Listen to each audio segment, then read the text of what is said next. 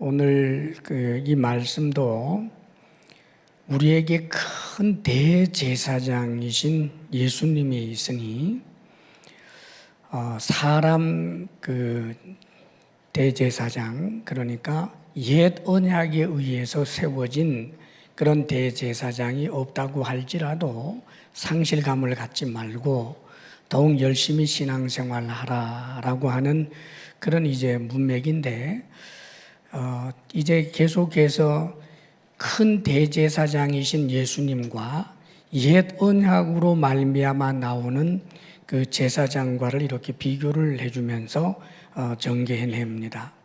지금은 이제 그 말씀 가운데서도 약간 앞부분인데, 우리 예수님이 큰 대제사장이시기 때문에 큰 대제사장이신 예수님에게 우리가 배워야 할 것이 무엇인지를 가르쳐 주고 있고요.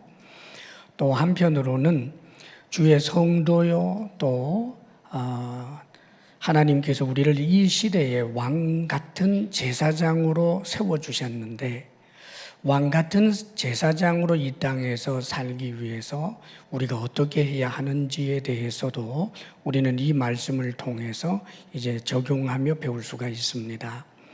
자, 그러면 먼저 1절 말씀을 함께 한번 읽어봅니다. 1절 다 같이 시작.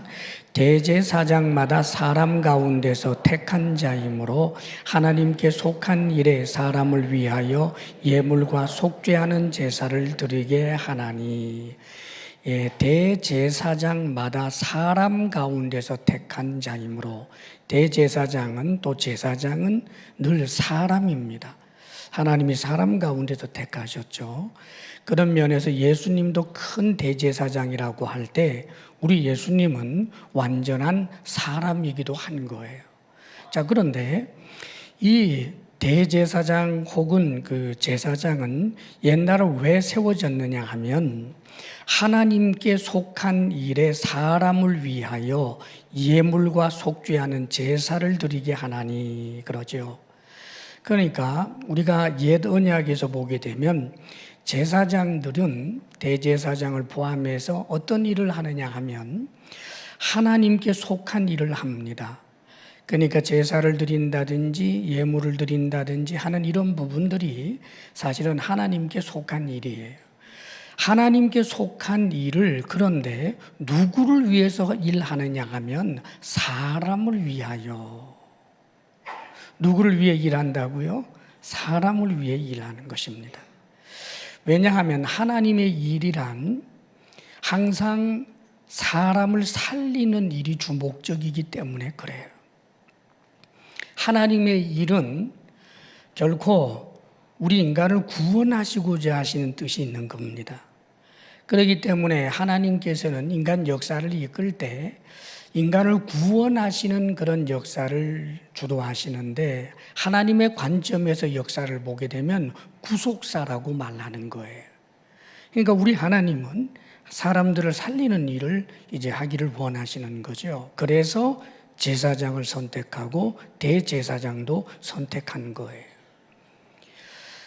자, 그런데 사실은 이 옛 언약에 의하여 세워진 대제사장이나 제사장들은 우리가 교회 가운데서 찾아볼 수 없어요. 여기 목사도 여러분 제사장 아닙니다. 옛 언약에 입각한 그런 제사장이라고 생각하면 안 돼요. 예수를 믿으면서 새 언약이 생기게 되었고, 새 언약 속에서는 이제 옛 언약의 대제사장이나 제사장이 있어서 소나 양을 잡아서 하나님 앞에 제사 드리는 일 자체가 없어지게 되지요. 우리의 큰 대제사장이신 예수님께서 스스로 제사장 역할도 하시고 당신 자신이 속죄 제물이 되셔서 단번에 하나님 앞에 제사를 올려드렸기 때문에 더 이상 양이나 소를 잡는 그런 일, 제사장이 필요한 일은 없습니다. 자, 그렇다면 이 제사장이 없는데 그러면은 이제 사람을 위하여 하는 일 자체가 그러면 없어졌는가? 그럴 수 없어요. 여전히 이 일을 해야 하는 사람들이 있는데 그들이 바로 먼저 믿는 우리들이에요. 그래서 여러분 성경에 보게 되면 베드로전서 2장 9절에 우리 믿는 사람들에 대해서 이렇게 표현해 줍니다. 너희는 택하신 족속이요, 또 왕같은 제사장들이요, 거룩한 나라요, 그의 소유된 백성이다라고 말합니다.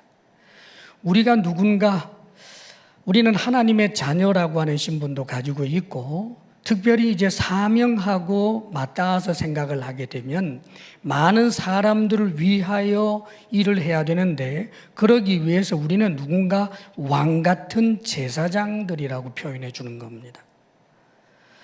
제사장의 그 직분이라고 하는 것은 사람을 위하여 있다고 그랬잖아요. 하나님의 일을 하되 누구를 위하여 하나님의 일을 하는가? 사람을 위하여 일하는 거예요.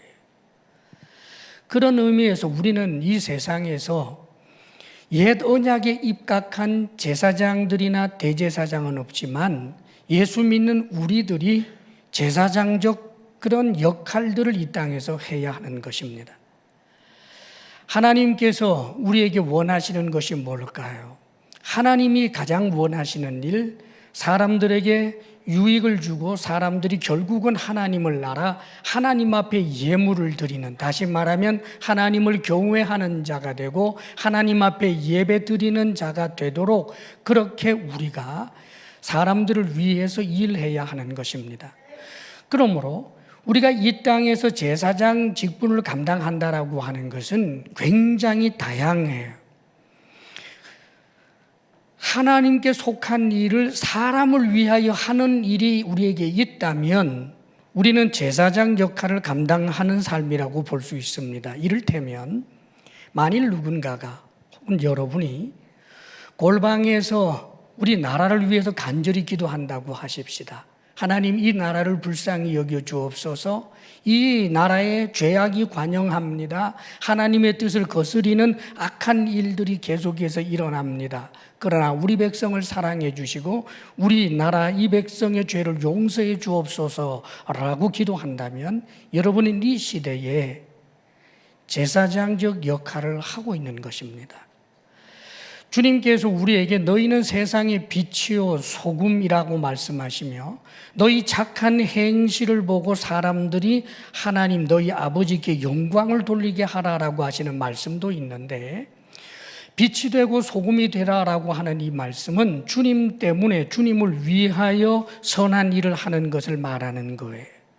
단순히 내가 칭찬받고 내가 착한 사람 되는 것 말하지 않습니다. 내가 갈채받는 것으로 끝난다면 내 선한 일은 나를 위한 것에 불과해요.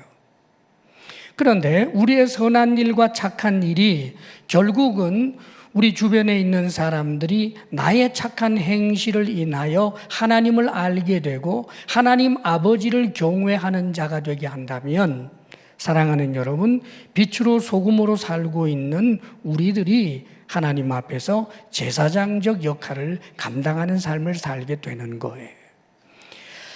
베드로전서 2장 9절에 조금 전에 제가 읽어드린 이 말씀, 그 후반부에 보면 이런 말씀이 기록되어 있어요. 우리를 택하신 족속, 왕같은 제사장들, 거룩한 나라, 소유된 백성이라고 우리의 정체를 밝혀주시면서 이런 정체를 주시고 이런 사명을 주신 이유, 이런 신분을 주신 이유를 이렇게 말씀합니다. 그의 하나님의 기이한 빛에 들어가게 하신 이, 즉 하나님이지요. 기이한 빛, 영광의 빛, 영생의 빛에 믿는 우리로 하여금 들어가게 하셨잖아요. 우리를 기이한 빛에 들어가게 하신 이의 아름다운 덕을 선포하게 하려 하십니다. 자, 사랑하는 여러분, 우리를 제사장으로 이 세상에서 살라라고 하는 것은 우리가 사람을 위하는데, 이 사람을 위하는 것이 휴머니즘적인 생각에서만 하는 것이 아니라 사람을 위하는 일이 이 사람들에게 가장 좋은 것, 하나님을 알게 하고 하나님을 경외하게까지 하는 역할을 해야 제사장이란 말이에요. 내가 부처님의 가르침을 따라서 빵을 나누어 줬습니다. 제사장은 아니에요. 내가 어떤 윤리 서적을 읽고 남을 위해서 산다라고 하는 가치를 알아서 우리 몸을 불사르게 내어줬다 할지라도 그는 제사장 역할을 감당하는 것이 아니에요. 하나님의 일이 돼야 돼요. 그래서 하나님 앞에 예물과 제사가 드려지게 하는 것처럼 마찬가지로 우리가 이 땅에서 다른 사람들로 하여금 하나님을 알고 하나님을 경외케 하기 위하여 하는 모든 일들, 중보기도, 선한 일, 복음을 특별히 전하는 일, 이 모든 것들이 제사장적 신분으로 우리가 할 수 있는 일입니다. 사랑하는 여러분, 지금 여러분들이 이 시대에 제사장, 왕같은 제사장이라는 사실을 잊지 말고 하나님 앞에 이 귀한 사역에 쓰임 받을 수 있는 그런 귀한 능력 있는 제사장들 다 되시기를 바랍니다. 아멘. 우리 한번 서로 인사해요. 우리가 제사장입니다. 네, 여러분 가정에, 여러분 사회에 여러분이 제사장이에요. 자, 그런데 이런 사역을 감당하기 위해서, 잘 감당하기 위해서 필요한 것이 있어요. 그게 뭐냐 하면 2절 말씀, 3절 말씀, 2절, 3절 우리 함께 읽겠습니다. 다 같이 시작. 그가 무식하고 미혹된 자를 능히 용납할 수 있는 것은 자기도 연약에 휩싸여 있음이라. 그러므로 백성을 위하여 속죄제를 드림과 같이 또한 자신을 위하여도 드리는 것이 마땅하니라. 예, 그가 즉 대제사장, 제사장, 우리가 사람으로서 제사장인데 우리가 이 일을 하기 위해서, 잘 감당하기 위해서는 용납할 줄 알아야 합니다. 무식하고 미혹된 자를 능히 용납할 수 있어야 돼요. 이 용납한다라고 하는 말은 참 어려운 말입니다. 이 받아들인다라고 하는 말이지만 가령 이런 거예요. 누가 지금 아주 좋지 못한 악한 짓을 했어요. 악한 짓을 하는 사람을 내가 친구로서 받아들이며 그가 한 일도 잘못이 아니다라고 생각을 할 때에 이건 용납이 아니에요. 그것은 잘못은 잘못인 줄 알고 있지만 그럼에도 불구하고 그를 여전히 친구로서 받아들이고 그로 하여금 바른 자리를 잡도록 그 악과 잘못됨에서부터 벗어날 수 있도록 하는 역할까지 다 해야 비로소 용납이라고 하는 단어를 쓸 수 있는 겁니다. 그래서 이 말은 온유라고 하는 말하고도 좀 통하고요. 또 중용이라고 하는 말과도 어느 정도 통해요. 이를테면 어떤 잘못이라든지 악에 대해서 우리가 보게 될 때 우리가 느끼는 이 느낌, 감정들이 있잖아요. 그런데 불의에 대해서 우리가 느끼는 감정들이 극단적으로 가는 것도 문제 있어요. 그런데 불의나 악을 보면서 아무런 느낌이 없는 것도 문제가 있어요. 용납이라고 하는 것은 극단적으로 감정의 폭풍에 치우치거나 극단적으로 아무런 느낌도 없는 그런 상태가 아닌 그 중간 지점을 이야기할 때 용납이라고 이야기하는 거예요. 좋지 못한 사람을 보면서 내가 의분의 뚜껑이 확 열려버리고 네 죽고 내 죽자 그러면 그건 용납이 아니에요. 자, 그러면 이렇게 그 용납을 한다라고 할 때 이런 용납이 어떻게 가능한가? 일반적으로 옛 언약에 의한 대제사장, 제사장들이나 혹은 우리들은 자기가 누구인지를 알 때 가능해요. 자기도 연약에 휩싸여 있음이라. 다시 말하면 지금 무식한 사람, 미혹된 자를 봅니다. 나보다 무식해요. 나보다 미혹되어 있어요. 그러나 나 자신도 하나님 앞에서 보면 내가 역시 무식한 자고 내가 미혹되어 있는 자예요. 내가 연약하다라고 하는 사실을 알 때, 그것을 인정할 때 용납할 수 있어요. 그렇다고 해서 당신의 잘못은 잘못이 아닙니다라고 말하는 건 안 돼요. 그렇기 때문에 제사장이 일을 할 때 속죄제를 드림과 같이 3절에 보면 백성을 위하여 속죄제를 드림과 같이 자신을 위하여 드리는 것이 마땅하니라. 자, 여러분, 도적질한 사람을 보면서 속죄제를 드립니다. 동시에 저 사람처럼 큰 도적질은 하지 않았지만 내 속에 있는 작은 도적질 혹은 탐심 때문에 내가 나 자신을 위하여도 속죄제를 드리는 자세.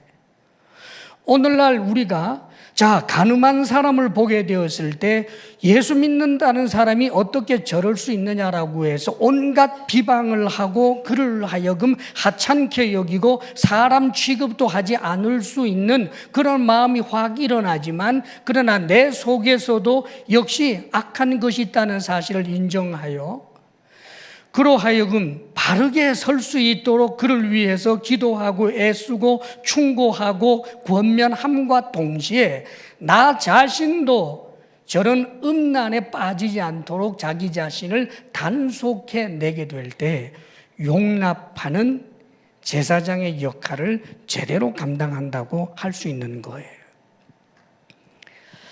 사실은 크리스찬들이 처음에 예수를 믿을 때 누구나 다 자신의 죄를 고백하면서 자신의 죄됨을 인정하고 감사하며 겸손하게 신앙생활을 합니다. 시간이 조금 지나면서 성경에 대해서 좀 알게 되고 하나님의 말씀도 이렇게 저렇게 공부도 좀 하고 오랫동안 종교 생활을 하다가 보고 익숙해지게 되니까 그 다음에는 자신을 높이 보고 그렇지 않은 사람들을 굉장히 업수히 여기는 교만의 병이 들기 시작합니다. 그렇게 되면 바리새적인 대단히 완고함으로 타인을 향하여 끊임없는 비판과 끊임없는 정죄를 하는 일이 일어나게 되는 거지. 이것도 잘못이고, 누군가가 잘못한 것을 보게 될 때 저 사람의 잘못도 나도 역시 똑같은 잘못이 있으니까 아예 동료의식을 같이 생각하면서 우리 함께 죄짓자 하는 식으로 나갑니다. 역시 그것도 잘못된 것입니다. 그러므로 사랑하는 여러분, 제사장 역할을 감당하기 위해서 끊임없이 자기 자신을 돌아보며 순전하려고 노력하면서도 타인의 여러 가지 미혹됨과 연약함을 보게 되면 그를 바로 세우기 위한 거룩한 노력들을 해야 되는 거예요. 요즘 우리나라에 나 예수를 믿습니다. 그러나 교회는 나가지 않습니다. 이런 분들이 참 많아요. 여러분, 굉장히 가슴 아픈 일입니다. 서구 유럽에서 그런 일이 일어났고 우리나라에서도 지금 그런 일들이 일어나는데, 휴머니즘이 발달하고 그러면서 이제 사람을 사랑하고 바른 윤리의식을 일깨워지고 하는 것은 대단히 좋지만, 그러나 거기에 잘못 잡혀서 대단히 이 바리새적인 그런 이제 눈을 가지게 되면 실망이 찾아와요. 왜 교회 안 나갑니까? 라고 물으면 교회에 대한 실망 때문이라는 거예요. 세상보다 못한 곳이 교회인데 내가 교회 왜 나가겠느냐? 교회 가서 깨끗해지는 것이 아니라 오히려 더러워지는 것 같은데 내가 왜 교회에 가겠나? 차라리 나 혼자 예배 드리겠다. 하나님 앞에서 그가 바른 자세를 취하는 것일까요? 교만입니다. 교회라고 하는 성도들 사이에서도 사실은 어디를 기준으로 삼는다는 말이에요. 그것 자체도 말이 안 돼요. 목사에게 실망했지만 목사들 중에도 대단히 훌륭한 사람이 있고, 성도에게 실망했지만 성도들 가운데서도 정말 천사와 같은 일을 또 있는데 어디를 기준으로 삼아서 그런다는 말이에요. 그것은 자기중심적 교만이라고밖에 말할 게 없어요, 여러분. 자, 성경에 보면 고린도 교회가 나와요. 여러분, 이 고린도 교회에 사도 바울이 편지를 쓰지요. 그 고린도 교회는 어떤 교회냐 하면 아마 그 고린도 교회에서 일어났던 일들이 지금 이 시대에 만약에 구체적으로 어느 교회가 고린도 교회가 했던 일과 같은 일들이 뉴스화되어 가지고 세상에 번진다면 지금 현재 우리나라에서 부끄러운 교회의 민낯을 하고 있는 그 어떤 교회보다 더 심각한 문제를 가지고 있었던 교회가 고린도 교회예요. 자기들끼리 다투고 싸우고 분파를 이루는 것은 말할 것도 없고 아버지의 아내, 즉 첩이죠.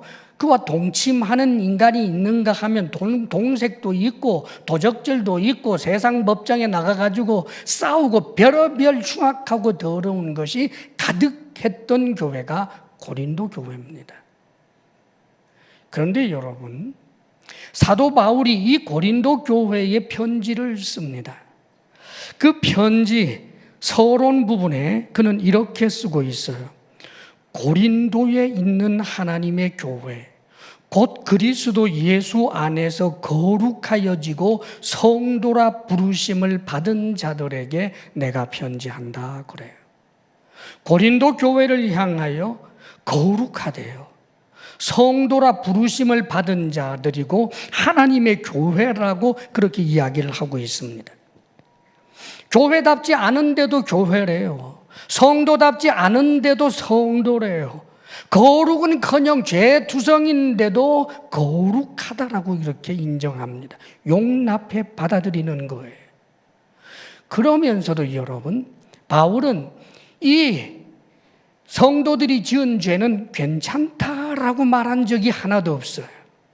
그 고린도 교회 성도들이 지은 죄를 조목조목 들추면서 신랄하게 나무랍니다. 성도로서 받아들이면서 교회로서 인정하면서 거룩하다라고 그렇게 인정하면서도 그들의 죄에 대해서는 신랄하게 책망하면서 바로 세우려고 노력합니다. 그 눈물의 편지가 고린도 전후서인 거예요, 여러분. 사랑하는 여러분, 이게 용납입니다.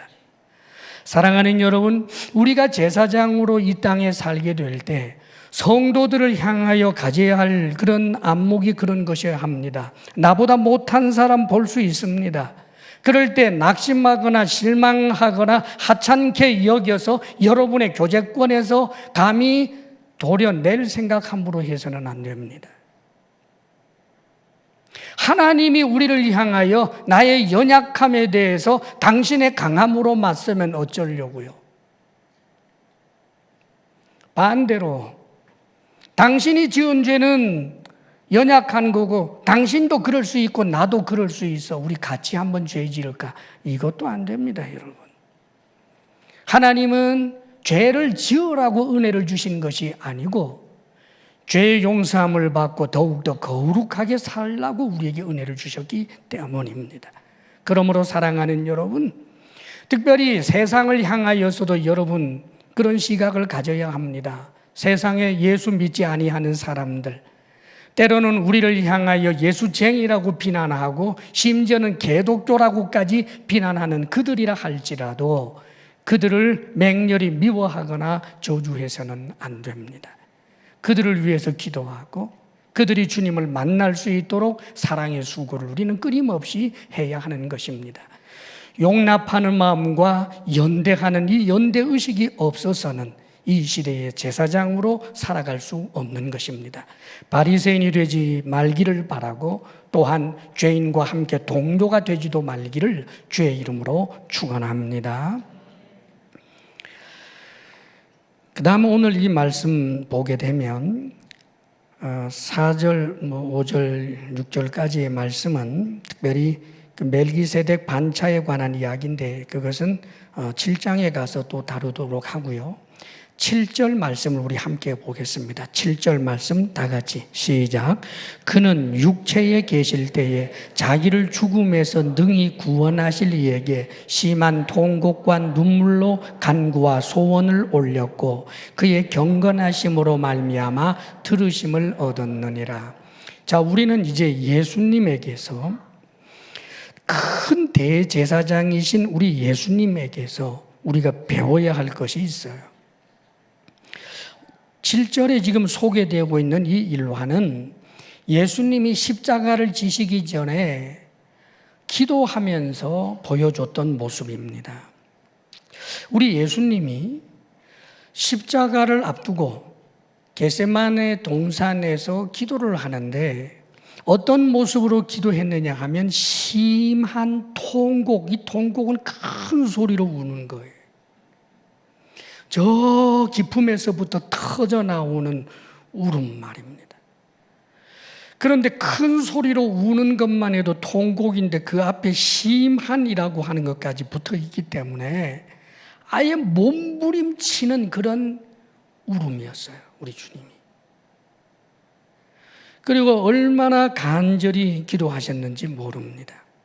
간구와 소원을 올렸고 하나님 앞에 간구했다라고도 표현하지 않고 간구와 소원을 올렸다. 우리 주님이 당신이 원하는 바를 하나님 앞에 심한 통곡을 하면서 하나님 내 기도 들어달라고 그렇게 올려드렸던 거예요.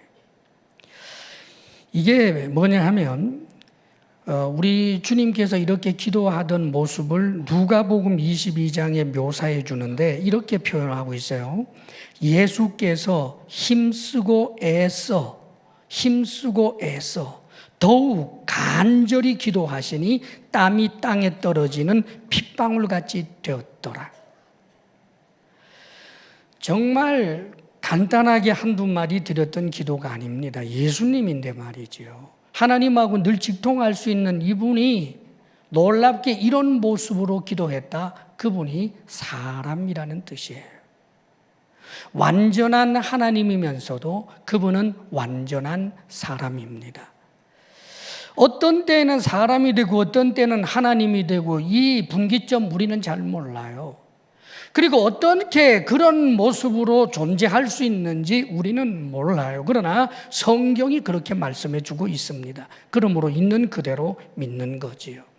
우리가 믿는 주님은 분명히 하나님의 아들, 하늘과 땅을 창조하신 말씀이시지만 그분이 육신이 되어서 사람이 되신 분, 사람이 되셔서 이 땅에 살 때 사람의 능력으로 인간의 연약함을 모두 다 감싸고 살았던 것이 아니라 연약한 사람의 모습 그대로 살아내신 분, 그분이 바로 예수님이에요. 우리 주님께서 하나님 아버지에게 했던 기도의 내용 우리가 잘 압니다. 아버지여, 할 수만 있거든 이 잔이 내게서 지나가게 하옵소서. 그러나 내 원대로 마옵시고 아버지의 뜻대로 하옵소서. 이 간단한 주제를 가지고 그렇게 부르짖고 기도했던 거예요. 쇼를 한 것이 아닙니다. 오고 오는 세대에 기도는 이렇게 하는 거야. 그거 가르치려고 우리 주님이 쇼한 것이 아닙니다. 그는 사람으로서 이제 십자가를 짊어져야 하기 때문에 두렵고 떨리고 고통스럽고 영원한 하나님과의 교제 속에 있었던 그가 죄인의 길을 잠시나마 걸어야 하기 때문에 말할 수 없는 상심을 가지고 하나님 앞에 인간 예수의 소원을 아뢰는 거예요. 다른 길만 있다면 이 잔이 지나가게 해 주십시오. 그러나 내 원대로는 마시고 아버지의 뜻대로 하십시오. 1시간을 몸부림치고 기도하고 다시 내려왔는데 제자들이 자는 모습을 보면서 나를 위해서 기도하라라고 하고 또 올라가서 그렇게 기도하고 다시 내려와서 그 모습을 보고 다시 이들에게 기도를 부탁하고 또 올라가서 기도까지 하신 인간 예수님입니다. 그렇게 해서 주님이 어떤 일을 이루셨는지 8절, 9절에서 놀라운 사실을 가르쳐 줍니다. 8절, 9절 우리 함께 읽습니다. 시작. 그가 아들이면서도 받으신 고난으로 순종함을 배워서 온전하게 되셨은즉 자기에게 순종하는 모든 자에게 영원한 구원의 근원이 되시고. 그가 아들이면서도 유일한 아들이시지 않습니까? 그런데 받으신 고난으로 순종함을 배워서 온전하게 되셨다. 이 말씀을 잘못 이해할 수 있어요. 마치 우리 주님이 온전하지 않은 결격 사유가 많고 윤리적으로나 영적으로나 대단히 부족함이 많은 분이었지만 하나님이 고난의 구렁텅이로 몰아넣었기 때문에 그래서 고난으로 말미암아 그분이 순종하게 되었고 그래서 온전하게 되었다. 이렇게 이해를 하면 대단히 곤란합니다. 우리 주님은 완전한 하나님 말할 것도 없고 완전한 사람이라고 할 때 완전한 사람일 때는 아담적 본성이 그 속에 없기 때문에 죄의 그림자를 가지고 있지 않아요. 다시 말하면 고난이라고 하는 불못불에 집어넣어야만 순종하게 되는 그런 완고함이나 완악함이 결코 없는 분이 예수님이에요. 저나 여러분은 때때로 우리의 이 모난 성격을 고치기 위해서 하나님이 고난의 광야로 몰아넣기도 하고 불못불 속에 집어넣어서 우리를 연단하여 정금같이 뽑아내는 일도 있습니다만은 그렇게 해서 순종하지 않을 못된 내가 순종하는 사람으로 바꾸어 놓는 경우들이 종종 있지요. 그러나 우리 예수님은 순종하지 않을 악한 요소가 있기 때문에 고난의 자리에 쳐넣어가지고 그래서 순종하게 하는 그럴 필요가 없는 분이에요. 그렇다면 도대체 이 말이 뭘까요?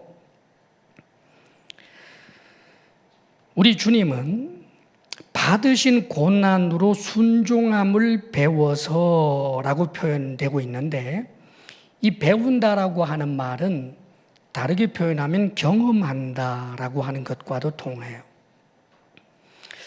우리 주님은 완전한 사람입니다. 근데 사람으로서 완전하다라고 하는 것은 죄성이 없다라고 하는 것이지 모든 것을 다 안다는 뜻은 아니에요. 모든 것을 다 알고 경험하지 않아도 모든 것을 다 아는 것은 하나님이고 사람이신 예수님은 목수일도 아버지에게 배워야 했던 거예요. 어릴 때 옹알이를 하면서 엄마 아빠에게서 말하자면 말도 배웠단 말이에요. 완전한 사람이라 할지라도 모든 것을 다 경험하고 있는 건 아니에요. 자, 우리 예수님은 분명히 하나님의 말씀 앞에 그 어떤 것도 다 순종할 수 있는 깨끗한 심지, 깨끗한 마음을 가지신 분이에요. 그러나 여러분, 구체적으로 어떤 사안에 대해서 순종하게 되면 순종으로 말미암아 순종을 배우는 일들이 있어요.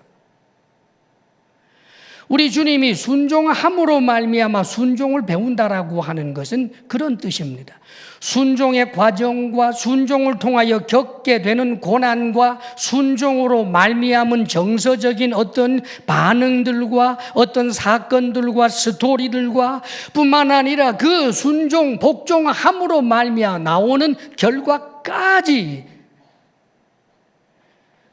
십자가 순종을 지금 말하는 겁니다, 여러분. 우리 주님은 처음부터 내 원대로 마옵시고 아버지의 원대로 하옵소서 하는 분이에요. 하나님이 죽으라면 죽고 십자가에서 죽으라면 죽고 톱으로 켜 죽으라면 죽고 불에 들어가 죽으라면 불에 들어가 죽을 수 있는 철저한 순종적 심지를 가지고 있는 분입니다. 그런데 우리 하나님께서 십자가에 못 박히라고 이 잔을 마시라고 하시는 거예요. 유대인들에게 미움을 받고 빌라도에게 재판을 받고 그래서 십자가에 처량하게 못 박혀 죽으라고 하나님의 이 명령 앞에 구체적인 이 순종은 주님께서 배우게 되는 것이 있어요. 인간 예수님이 십자가 처절한 그 고통과 십자가 아래에서 자신을 저주하는 인간 군상들 앞에서 느끼는 그 아픔들과 특별히 십자가상에서 예수님이 경험하는 가장 독특하고도 놀라운 경험, 의인으로서 전혀 죄를 모르는 분인데 한순간 그는 인류의 죄를 짊어지는 속죄 제물이 되어서 엘리 엘리 라마 사박다니 나의 하나님 어찌하여 나를 버리셨나이까. 버림받은 죄인의 모습까지 경험하게 됩니다. 사랑하는 여러분, 우리 예수님은 원래 죄가 없기 때문에 죄인들과 연대할 수 없는 분이셨지만 십자가에 못 박혀 죽음으로 그분이 죄인이 되어서 죄인과 연대하는 대제사장 역할을 가장 확실하게 담당할 수 있는 분이 된 것입니다. 그런 면에서 온전하게 되셨은즉 영적으로나 인격적으로 부족하다라고 하는 말이 아니라 대제사장으로 그 역할을 수행하는 데 있어서 온전한 이가 되었다. 용납할 수 있고 연대할 수 있는 분. 사랑하는 여러분, 순종을 통하여 이렇게 배우게 되는 것입니다. 우리들도 마찬가지입니다. 자, 보통은 우리가 하나님 앞에 너무너무 잘못되어 있어서 하나님이 우리를 살리기 위하여 사방을 다 막아놓고 이제는 하나님 이외에 다른 소망이 하나도 없어서 하나님 저 좀 살려주세요. 하나님 정말 이제 예수님 잘 믿을게요. 이제는 정말 열심히 가서 예배 잘 드릴게요. 한다면 그건 그에게 분명히 큰 은혜입니다. 그런데 많은 경우에 이렇게 되는 것은 최종적 단계고 보통은 하나님께서 하나님께 순종하게 될 때 지불해야 될 고난의 비용이 있어요. 그리고 오히려 불순종하게 되면 당장 이 고난의 대가를 지불하지 않아도 될 만한 넓은 길이 보이도록 합니다. 그래서 많은 사람들이 고난이 있는 순종보다는 고난이 없어 보이는 불순종을 택합니다. 그런데 그렇게 되면 순종함을 통하여 배우는 순종, 순종함을 통하여 배우게 되는 이 엄청난 배움, 이 엄청난 경험, 이 엄청난 은혜의 바다를 알지 못한 채 자신이 볼 때는 순종하기 위하여 고난이라는 대가를 지불하는 것보다 불순종함으로 고난의 길을 가지 않고 이 어려움을 넘어설 것 같았지만 그때부터 끊임없는 추락의 추락을 거듭하다가 그 영혼만이라도 구원하기 위하여 하나님이 사방을 다 틀어막는 엄청난 고통 속에서 부끄러운 구원을 얻게 하는 경우가 있고,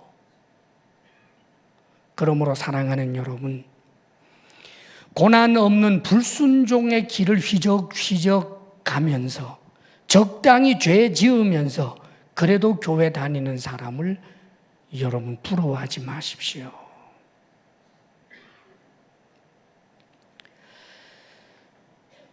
순종하면 고난만 있을 것 같아서 그럽니다, 보통. 순종에는 고난이라고 하는 대가를 지불을 하는 때가 있지만, 그러나 순종하면 순종을 통하여 얻게 되는 엄청난 배움들과 은혜의 바다가 있다는 사실을 잊지 마시기를 바랍니다. 전날에 믿음의 조상 아브라함이 이미 믿음이 이제는 견고해져서 하나님의 약속이라고 하면 정말 1%도 의심하지 않을 만한 확실한 믿음의 사람이 되었는데 왜 그것을 하나님께서 모르겠어요? 이삭을 번제로 바쳐라라고 하는 시험을 해야만 아브라함의 속에 있는 그 믿음을 알 정도로 하나님은 그렇게 미련한 분이 아니에요. 아브라함을 왜 시험하셨을까? 아브라함이 믿음이 있는지 없는지 알아보기 위해서 우리 수준의 눈에 맞추어서 성경이 써준 것이지, 하나님의 입장에서 왜 아브라함의 그 믿음, 흔들림 없는 그 믿음을 모르시겠습니까? 아브라함이 순종할 것을 알고도 사실 그 시험을 주십니다. 네 아들 이삭을 번제로 바쳐라. 예, 아브라함은 이삭을 번제로 바칩니다. 그런데 여러분, 이삭을 번제로 바치라고 하는 명령을 하지 않아도 하나님께서 이삭을 통하여 네 후사를 이루고 이삭을 통하여 인류를 구원할 위대한 메시아가 오신다라고 하는 이 약속에 대한 믿음이 견고하고 또 견고하진 한데, 이삭을 번제로 바치라라는 말씀을 하지 않아도 아브라함이 이런 믿음이 있다는 것을 알면서도 이 일을 진행하시는 것은 아브라함에게 큰 배움이고 유익입니다. 아브라함이 이삭을 번제로 바칩니다. 순종함으로 순종을 배웁니다.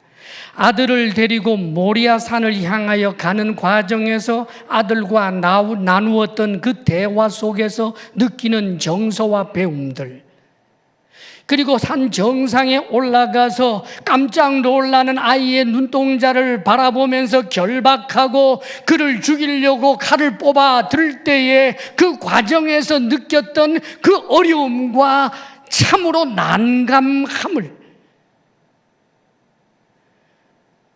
배웁니다. 그리고 결국은 아브라함아 막아서시면서 여호와 이레의 하나님, 모든 것을 준비하신 하나님, 그 은혜의 바다를 또한 배우고 경험하게 됩니다. 사랑하는 여러분, 순종이라는 그런 것입니다. 우리 예수님께서도 고난의 길을 선택하여 순종함으로써 그분은 순종하는 자들의 난관, 순종하는 자들의 고난의 아픔, 순종하는 자들이 겪는 그 정서적인 여러 가지 일들을 우리 주님은 생생히 경험합니다. 그리하여 그분은 당신에게 순종하는 자들을 능히 도울 수 있는 구원의 근원이 될 수가 있었던 것입니다. 사랑하는 여러분, 우리는 기억해야만 합니다. 우리 주님께서 우리에게 요구하시는 것이 뭘까요?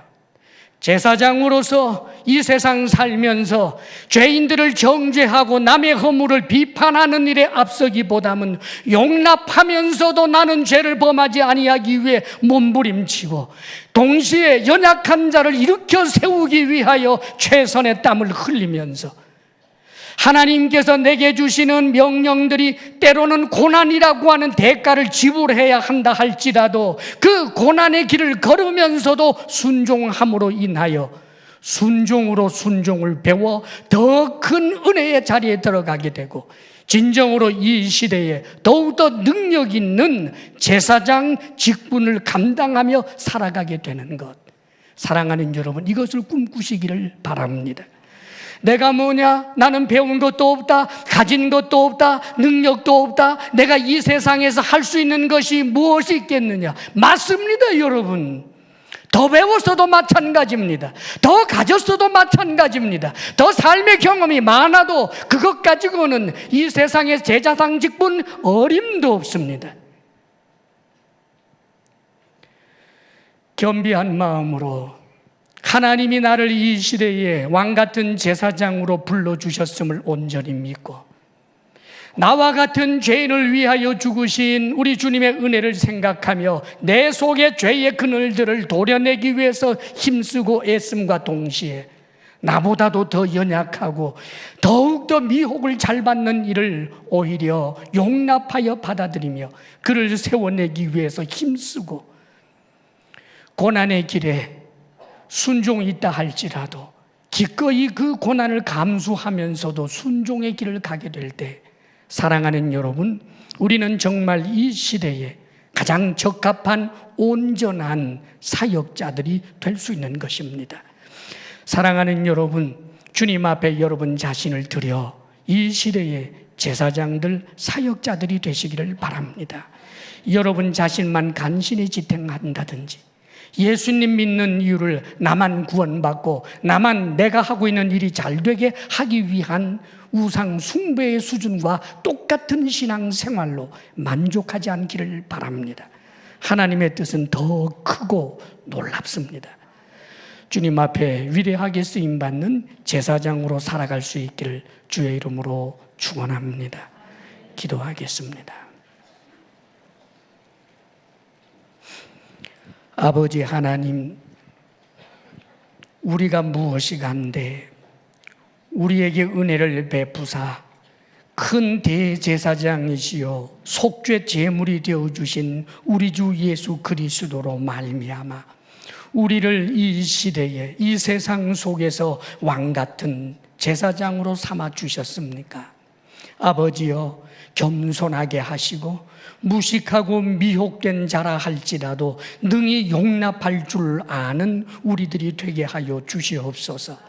아버지 하나님께 순종함으로 오히려 더 큰 배움이 있고 더 큰 은혜가 있음을 알아 아버지 하나님 앞에서 고난의 길을 걸어야 하는 순종이라 할지라도 그 순종의 길 걸어가게 하옵소서. 예수님 이름으로 기도합니다. 아멘.